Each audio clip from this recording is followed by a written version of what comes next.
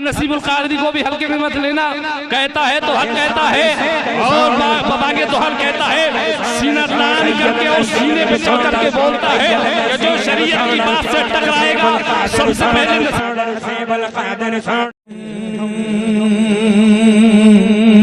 اس طرح سجائیں گے معاویہ کی محفل ہم، اس طرح سجائیں گے معاویہ کی محفل ہم، اس طرح سجائیں گے معاویہ کی محفل ہم، اس طرح سجائیں گے سے جعفر صادق ساتھ میں منائیں گے، اور سے جعفر صادق ساتھ میں منائیں گے، اور سے جعفر صادق ساتھ میں منائیں گے، ہر صحابی کے آقا جنتی کے صحابی نبی ہر صحابی نبی ہر صحابی نبی ہر صحابی آقا جنتی کے نعرے سے حفظ کے کلیجے پر تیر ہم چلائیں گے، حفظ کے کلیجے پر ہم چلائیں۔ آج دو فتنے بڑے عظیم ہیں، ایک تو فتنہ قادیانیت ختم نبوت والا اور دوسرا فتنہ رافضیوں کا۔ آپ تو بڑا عجیب حال ہے کہ ہمارا اسٹیج ہمارا ممبر ہوتا ہے اور کون اپنا ہے کون بیگانہ پتہ نہیں چلتا۔ ہاں تو حضرت امیر معاویہ کا نام لیتے رہا کرو، لوگ چھٹتے رہیں گے۔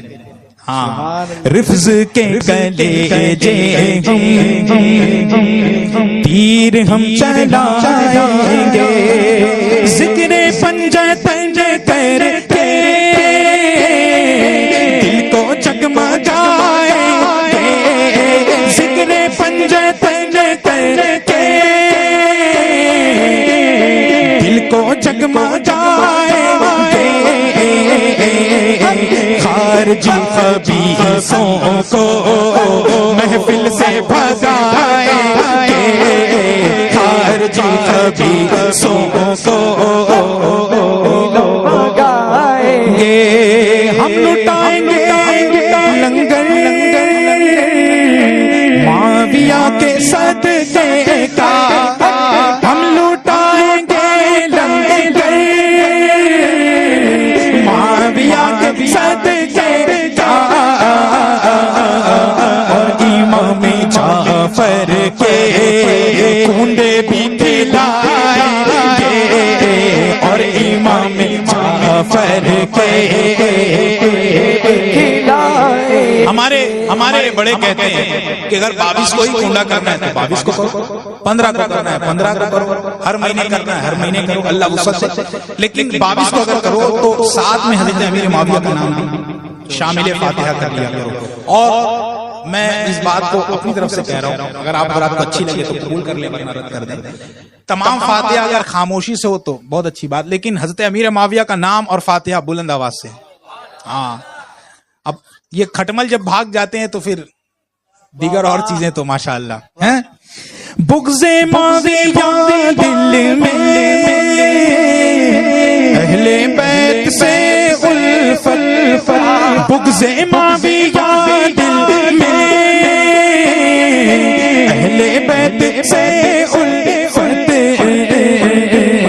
ایسے جھوٹے جھوٹوں سے خود کو ہم بچائیں گے، ایسے جھوٹے جھوٹوں سے خود کو ہم بچائیں گے۔ اور وہ ایک صاحب حج کے لیے جا رہے تھے تو اجمیر شریف گزرے، پہنچے بارگاہ غریب نواز میں، دعا کرنے لگے۔ ہر شخص چاہتا ہے اپنی دلی مراد سرکار خواجہ میں پیش کرے، لیکن وہاں کچھ کھڑے تھے، ہم دعا کرے گا، بڑا مشہور ہو گیا، ہم دعا کرے گا۔ نہیں اس نے ٹھیکہ لے کے رکھا ہے یہی دعا کرے گا تبھی دعا قبول ہوگی, ہم جیسے غلاموں کی دعا نہیں قبول ہوگی. ایک پیغام لے لیں اور اس کو نوٹ کر لیں دل پر کہ اجمیر میں جو رافضی کھٹمل بیٹھے ہوئے ہیں نا, 1 روپیہ ان کو نہ دیں, 1 روپیہ. گیسٹ ہاؤس میں ان کے نہ رکیں. یہ خبیث ہم سے کماتے ہیں اور صحابہ پر بھوکتے ہیں, اعلیٰ حضرت پہ بھوکتے ہیں, حضور مفتی اعظم تاج الشریعہ پہ بھوکتے ہیں. ان کی دکان ایسی بند کرو کہ یہ لائن پہ آ جائیں, اور آ گئے لائن پہ, لیکن کچھ ابھی بھی خرابی باقی رہ گئی ہے. ابھی میں نے دیکھا چھڑی شریف کے موقع پر ایک شخص جو ہے وہ ایک خبیث وہاں کھڑے ہو کر کہہ رہا ہے کہ سرکار خواجہ کی بارگاہ میں صرف ان کی آبا و اجداد کے نعرے لگیں گے اور کسی کے نعرے نہیں لگیں گے. کیا غریب نواز نے منع کیا تھا کہ میری بارگاہ میں اور کسی کے نعرے نہیں لگیں گے؟ جب تم اپنے باپ کا نعرہ لگا رہے ہو تو حضور غریب نواز رضی اللہ تعالیٰ عنہ کے آقا ہیں حضرت امام امیر معاویہ رضی اللہ تعالیٰ. یہ کیسے ممکن ہے؟ حضرت غریب نواز کے متعلق ایک چیز آپ حضرات کو بتاتا ہوں. غریب نواز نے رفظ کو کیسے کاٹا ہے. جب آپ غریب نواز ہندوستان تشریف لانے لگے, ہرات افغانستان کا علاقہ ہے, ہرات سے جب گزرے تو پتا چلا کہ یہاں کا حاکم شیعہ ہے, رافضی ہے, اور جو شخص اپنے بچوں کا نام ابو بکر و عمر رکھتا ہے وہ اسے قتل کر دیتا ہے. حضرت غریب نواز کو جلال آیا, فرمایا جاؤ اسے بلا کر لاؤ. لایا گیا تو فرمایا کہ کیا تم ایسا کرتے ہو جیسا بیان کیا گیا؟ اس نے برجستہ کہا ہاں میں ایسا کرتا ہوں. کہا کیوں کرتے ہو؟ فرمایا کہ مجھے ان سے بغض ہے. حضور غریب نواز رضی اللہ تعالیٰ نے فرمایا باز آ جاؤ ورنہ تمہاری سلطنت پلٹ دوں گا, ختم کر دوں گا. اس نے غریب نواز کو یوں ہی ہلکے میں لیا اور گزر گیا. رات جب جا کر سویا تو دیکھا کہ ایک محفل سجی ہوئی ہے, دربار سجا ہوا ہے, اور ممبر پر سرکار مولا کائنات جلوہ بار ہے. سبحان اللہ. اور کسی کا انتظار ہے, کسی کا انتظار ہے. وہ شخص بھی وہاں موجود رہا. کچھ دیر کے بعد مجمع ہٹا تو حضرت شیخین کریمین حضرت ابوبکر عمر فاروق اعظم تشریف لائے. سبحان اللہ. آئے تو سرکار مولا کائنات اپنے مسند سے کھڑے ہو گئے اور اپنی مسند پر ان دونوں شیخین کو بٹھایا اور خود بازو میں بیٹھ گئے. جب اس نے یہ ماجرا یہ حال دیکھا تو صبح حضور غریب نواز کی بارگاہ میں حاضر ہو کر توبہ کی, رجوع کی اور اہل سنت قبول کی. یہ غریب نواز کی سبحان اللہ برکت, سبحان اللہ, کہ ایک خواب میں 3 بزرگوں کا دیدار. سبحان اللہ. تو غریب نواز کے دربار میں بیٹھ کر جو بھوکتے ہیں ان کو 1 روپیہ دینے کی ضرورت ہے. ہم جیسوں کے ہی ذریعے ان کا گھر چلتا ہے, بلکہ پراپرٹیاں بنا کر رکھے ہیں. آپ حضرات وعدہ کریں کہ کسی بھی خادم کو 1 روپیہ نہیں دیں گے. غریب نواز ہمارے روپیوں کے محتاج نہیں ہے. غریب نواز اس بات سے خوش ہوں گے کہ ہم ان کے اسوہ مبارکہ پر عمل کریں. غریب نواز نے کبھی کوئی نمازیں نہیں چھوڑی. اگر ہم نمازیں قضا کر کے اجمیر جا رہے ہیں تو ہمارا اجمیر جانا بے سود ہے. ہاں, اس بات کو آپ نوٹ کر لیں. غریب نواز کی بارگاہ سے سب کچھ مل سکتا ہے, غریب نواز نہیں مل سکتے. غریب نواز کو پانا ہے تو غریب نواز کے طریقے پر عمل کرنا ہوگا. کریں گے سب انشاءاللہ. تو غریب نواز کی بارگاہ میں نجفر بنا دیوا ہو یا ہو اجمیر, تم اجمیر میں روکتے ہو. نجفر بنا دیوا ہو یا ہو اجمیر, معاویہ کا نعرہ ہم ہر جگہ لگائیں گے. معاویہ کا نعرہ ہم ہر جگہ جگہ. معاویہ کی عظمت خود غوث نے بتائی ہے, غوث نے بتائی ہے. قادری دیوانے تھے گیت نہ کیوں نہ گیت گائیں گے. قادری دیوانے تھے کیوں نہ گیت گائیں. قادری نہ چشتی ہے نہ ہی اشرفی ہے وہ. قادری نہ چشتی ہے نہ ہی اشرفی ہے وہ. معاویہ کے دشمن سے ہاتھ جو ملائیں گے, معاویہ کے دشمن سے ہاتھ جو ملائیں. آج میں نے جوکر صاحب کی ویڈیو دیکھی, گزر گئی بس نظر سے, اللہ ان کے دیدار سے بچائے. ہاں, وہ ہولے اور پٹھے بڑا یوز کرتے ہیں, سمجھ گئے ہوں گے آپ حضرات. ایسے لوگوں کی تقریر سننے سے بچیں, مہذب اور ڈسپلین والی تقریر سنیں, علماء ربانیین کی تقریریں سنیں, بزرگوں کے اقوال پڑھیں, بزرگوں کی تقریر سنا کریں.